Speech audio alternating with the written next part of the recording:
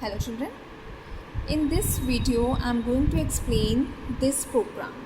Okay, it's a palindrome number program. All of you know what is a palindrome number. It's a forward and reverse. When we read that number forward and reverse, then number is the same. So here is the example of some given example of palindromes. Suppose 151, when we read in reverse form, so it's a 151. Same here, 4334, reverse form is 4334. So these are the reverse number. So in this program what we have to do, we just reverse the, or you can write here is the, a mathematician has followed some other process for finding a palindrome number of a number having two or more digits as follow. So first step what we have to do, we just reverse the digits of the original number, and in second step add the reverse number and the original number to get a new number. And in third step, if the new number is palindrome number, means the number is found as palindrome. Otherwise, repeat all above steps by taking new number as the original number till a palindrome number is not obtained. Okay, and we have to repeat this process up to maximum 15 steps. So you can see if we are entering 78, so 78 is the original number and 87 is the reverse number. So when we add these number, we get the 165. 165 is not palindrome. So again we repeat this process. 165 and reverse of 165 is 561. We get the answer. We add these two numbers and we get the answer 726. It's not palindrome. Again we repeat this process. It's a addition of original and reverse number is 1353, not palindrome. In fourth step, when we add original number and reverse number, then we get the value 4884. And when we read this number in reverse form, 4884, so we get the palindrome number in fourth step. So we draw the logic of this type of program. Okay, let's see the logic.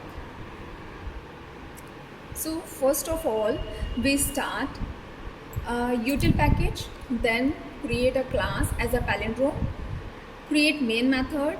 Using a scanner object, we just enter the value of a number, and then we assign some variable here or declare some variable.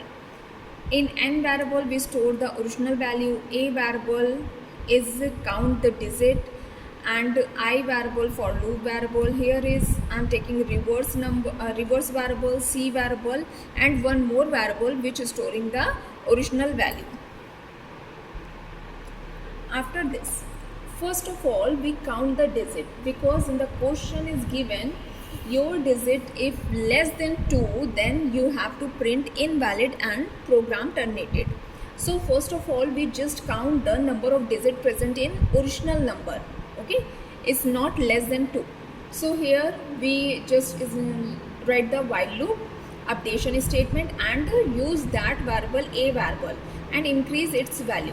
And after this we check the condition. If a is less than 2, then printing statement is just print invalid, and here I am using system.exit and within parentheses 0. It means this line is used to terminate the whole program. Okay, if this condition is true, then it print invalid and it terminate the whole program. After this, if a value or digit is not less than 2, then control comes to else part, and here we have to repeat the steps maximum 15 steps. So here we start a loop which start with 1 and less than equals to 15, and here I am taking a variable rev, and in this variable we just call the reverse method which we have created at the last. Okay, reverse method. In this method we just reverse the number. Okay, so here I am passing n1 variable. N1 variable is having the original value. Clear? So here I am passing n1 variable. So n1 variable comes to the reverse function and it just find the reverse value and store in rev variable. And here the condition, if n1 is equals to rev means original number equals to the reverse number. If this condition we found, then we break a loop, break the statement, break the loop. Or if this condition is not true, means the original number and reverse number both are not equal, then control comes to else part.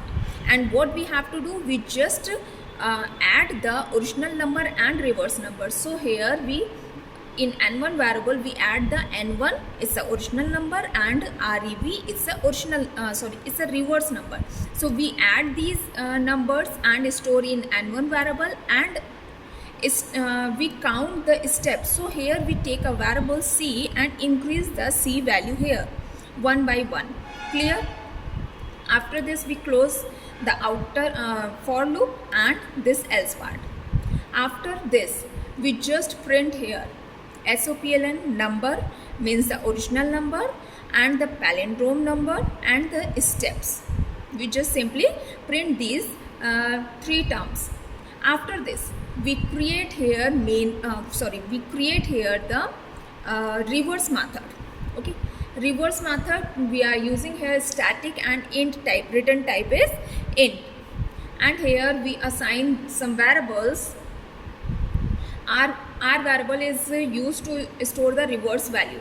Okay, and n2 here is the reverse method and passing here one variable, int type variable. So we just check this number is we just find the reverse number of this n2.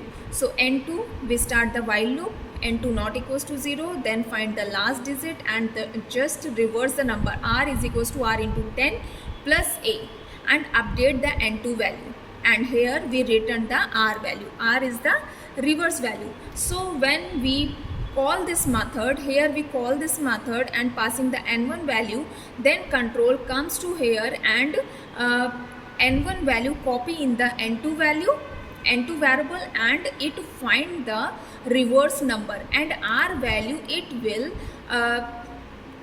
return to the rev variable, means store in rev variable. Okay, so it's a very simple program. We just repeat the step. We already know how we find the reverse number, but in this program we just find the steps, in which step we get the palindrome number. Okay, just adding the original and reverse number. So it's very simple program. This is the coding of your program. From the beginning, this is the coding of your program.